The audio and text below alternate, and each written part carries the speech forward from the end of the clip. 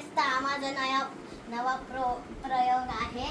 तर मी या खाली म्हणजे या बॉल मध्ये घेतलंय येलो कलर आणि या बाउल मध्ये घेतलंय ब्लू कलर. तर टिश्यू मधला एक बाउल रिकामा आहे. तर टिश्यू पेपरचं टोक ब्लू कलर मध्ये.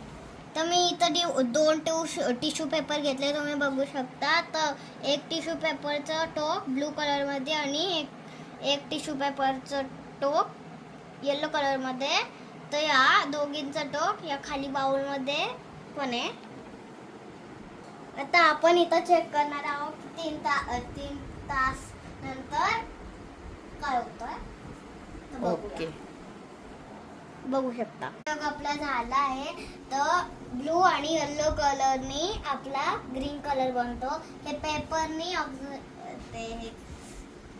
पेपर काढून दाखव.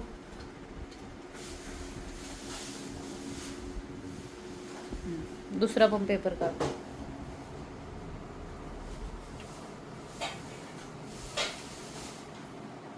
Very good.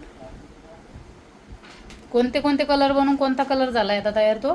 आता येलो आणि ब्लू कलर हे मिक्स करून हा ग्रीन कलर झालाय. तर मी हे करून घेतलं.